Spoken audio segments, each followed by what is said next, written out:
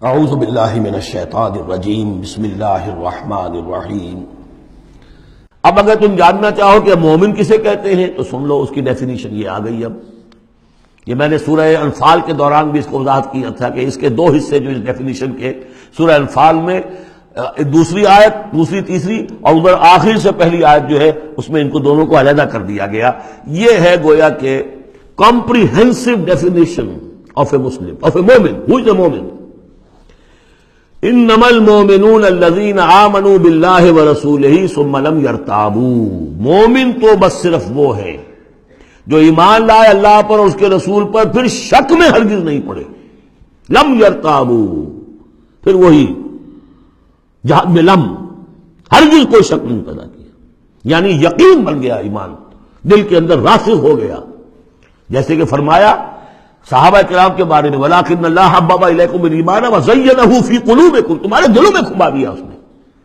جب تک ایمان دل میں داخل نہیں ہوا، دل میں راسخ نہیں ہوا، صرف زبان پر ہے آمنت باللہ وملائکتہ وکتبہ ورسلہ، یہ اسلام ہے۔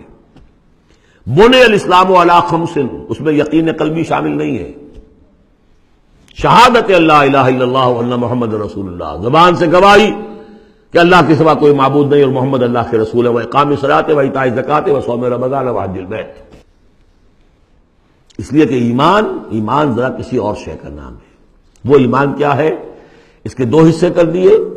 اب یہ اس شہادت سے نیچے یقین قلبی والی بات ایڈ ہو جائے اور ادھر عمل میں جہاد ایڈ ہو جائے تو 7 چیزیں ہوں گی، تو اب یہ مومن شمار ہوگا۔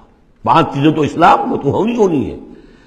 مومن جو ہے وہ مسلم تو ہوگا ہی لا محالہ، لیکن اس سے اوپر کی منزل ہے تو 2 چیزیں اور بڑھ جائیں گی۔ وہ کیا ہے؟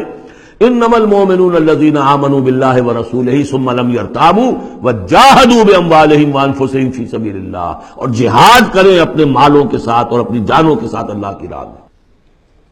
اولئک هم الصادقون، یہ لوگ ہیں جو سچے ہیں، دعوی ایمان میں سچے ہیں۔ کہنا آسان ہے آمنت باللہ وملائکتہ وکتبہ، لیکن واقعتاً ایمان ہے یا نہیں اس کا جائزہ لے لو۔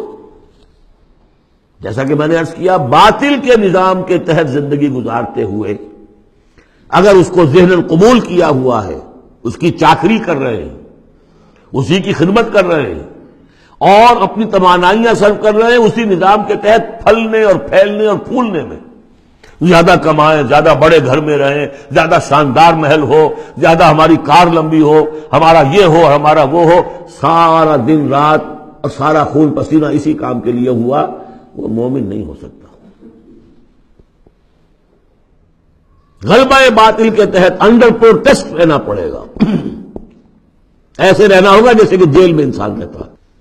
الدنیا سجن المومن و جنت الکافر، اور یہ کہ اپنی توانائی میں سے منیمم سبسسٹنس لیول پر جو آپ کے وجود کو برقرار رکھنے کے لیے ناگزیر ہو، اس حد تک تو اپنے وقت اور توانائی اور اپنی قوت اور صلاحیت میں لگائیں آپ، اپنے اور اپنے اہل و عیال کی ضروریات پوری کرنے کے لیے۔ باقی سارا وقت، ساری صلاحیت، ساری قوت اللہ کے دین کو غالب کرنے کی جد و جہد، نظام باطل کو جڑ سے اکھیڑ کر پھینک کر اور اللہ کے دین کو قائم کرنے کی جد و جہد۔ اگر یہ نہیں ہے، اگر یہ نہیں تو بابا پھر سب کہانیاں ہیں، پھر یہ اسلام کا دعویٰ ہے۔ اسلام تو ہے، مانے تم دنیا میں تم مسلمان عورت سے شادی کر سکتے ہو، مسلمان باپ کی وراثت تمہیں مل جائے گی، قانونی حقوق سارے تمہارے مسلمانوں کے ہوں گے، اسلامی ریاست میں تم مکمل شہری شمار ہو جاؤ گے، لیکن مومن شمار نہیں ہوگے اللہ کے ہاں۔ قالت الاعراب، یہ آیات تو ایسی ہیں کہ یہ یاد کر لیجئے آج کی رات۔ قالت الاعراب آمنا قل لم تؤمنوا ولكن قولوا اسلمنا، معلوم ہوا علیحدہ کر دیا ہے، بالکل واحد مقام ہے یہ قرآن مجید کا جس میں اسلام اور ایمان کو یوں کر دیا علیحدہ۔ کہ ایک گروہ ایسا بھی تھا جس کے بارے میں کہا گیا ایمان تمہارے دلوں میں تاحال داخل نہیں ہوا۔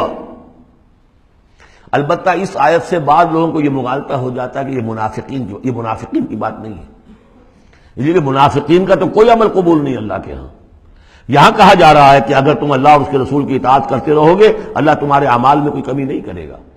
تاریخی پس منظر سمجھ لیجئے، جب اللہ تعالیٰ نے عرب میں حضور کو غلبہ عطا کر دیا،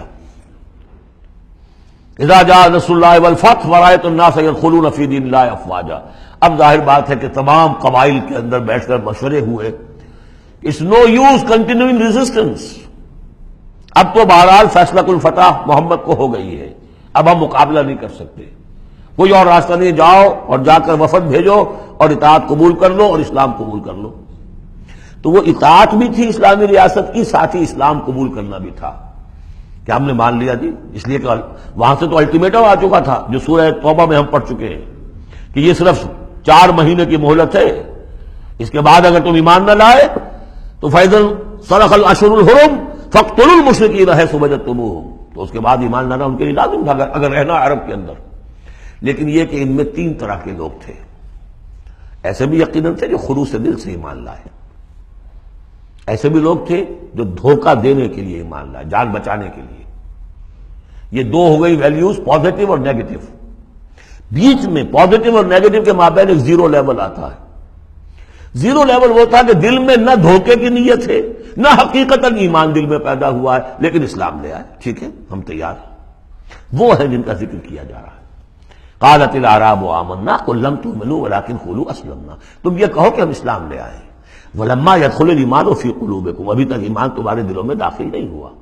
وَإِن تُطِيعُوا اللَّهَ وَرَسُولَهُ لَا يَلِدْكُم مِّنْ أَعْمَالِكُم شَيْئًا، اگر اللہ اور اس کے رسول کی اطاعت کرتے رہو گے اللہ تمہارے عمل میں سے کچھ بھی گھٹائے گا نہیں، کم نہیں کرے گا، بلکہ آگے چل کر یہ بات واضح ہو جائے گی کہ اگر اللہ اور اس کے رسول کی اطاعت کرتے رہو گے تو ایمان بھی تمہارے دلوں میں پیدا ہو جائے گا۔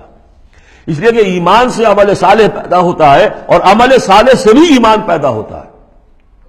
لیکن اگر تم جاننا چاہو دل میں یہ امنگ پیدا ہو جائے، اللہ کرے کہ ہم میں سے ہر شخص کے دل میں یہ آج ارادہ اور امنگ پیدا ہو جائے، اور یہ وہ آرزو پیدا ہو جائے جس کے اوپر علامہ اقبال نے جو کہا ہے کہ آرزو اول تو پیدا ہو نہیں سکتی کہیں اور، ہو جائے تو مر جاتی ہے یا رہتی ہے خام۔ یہ آرزو کہ مجھے مومن رہنا ہے، جینا ہے، مرنا ہے، یہ آرزو اول تو پیدا مشکل سے ہوتی ہے، اور ہو جائے تو معاشرہ اس کو غذا نہیں دیتا، ہر 4 طرف سے اس کے خلاف آپ پر دباؤ پڑنا شروع، دماغ خراب ہو گیا، پاگل ہو گیا، فینیٹک ہے، یہ اپنا کیریئر چھوڑ رہا ہے، یہ اپنا کاروبار برباد کر رہا ہے، وہ فلاں یہ کر رہا ہے۔ تو ماحول جو ہے، ماحول میں آکسیجن نہ ہو تو پودا کیسے پروان چڑھے گا؟ تو اس لیے بہت مشکل کام ہے، الا یہ کہ خلوص نیت اور عزم مصمم ہو تو اللہ تعالیٰ کی طرف سے خصوصی توفیق اور تحصیل ہوتی ہے۔ تو آج آپ اس کو سامنے رکھ کر دل میں یہ آرزو لے کر اٹھیے کہ یہ ایمان اس ڈیفینیشن پر ہمیں پورے اترنا ہے۔ وہ ڈیفینیشن کیا ہے؟ انما المؤمنون الذین آمنوا باللہ ورسولہ ثم لم یرتابوا وجاہدوا باموالہم وانفسہم فی سبیل اللہ اولئک ھم الصادقون۔ اس آیت کے شروع اور آخر دونوں میں اسلوب حصر ہے۔ مومن صرف وہ ہیں جو ایمان لائے اللہ پر، اس کے رسول پر، پھر شک میں ہرگز نہیں پڑے، ان کے دل میں اس ایمان نے یقین کی شکل اختیار کر لی، اور پھر انہوں نے جہاد کیا اللہ کی راہ میں، کھپائے اس میں اپنے مال بھی، اپنی جانیں بھی۔ یہی لوگ حقیقت میں سچے ہیں اپنے دعوی ایمان میں۔ اللہم ربنا اجعلنا منہم، اللہم ربنا اجعلنا منہم، یہی صادقون ہیں جن کے بارے میں سورہ توبہ میں ہم آیت پڑھ کر آئے ہیں، کونوا مع الصادقین، صادقین کے ساتھ ہو جاؤ۔ تلاش کرو کوئی صادقین ہے دنیا میں اس وقت کہ نہیں، اور حضور نے یہ خبر دی ہے، لا تزال فی امتی طائفۃ قائمین علی الحق، میری امت میں ہمیشہ ایک گروہ ضرور موجود رہے گا جو حق پر قائم ہوگا۔ تلاش کرو اور تلاش کر کے کونوا مع الصادقین، ان میں شامل ہو، ان کے ساتھ شامل ہو جاؤ، ان کے دست و بازو بنو۔ ظاہر بات ہے جمعیت کے بغیر، جماعت کے بغیر وہ اقامت دین کیسے ہوگی؟ وہ اظہار و دین الحق علی دین کلہ کیسے ہوگا؟ محمد رسول اللہ والذین معہ وہ حزب اللہ بن گئے تھے، تبھی تو دین قائم ہوا نا۔ اب وہ ساری کیفیات جو سورہ حجرات میں آئیں۔ صدق اللہ العظیم۔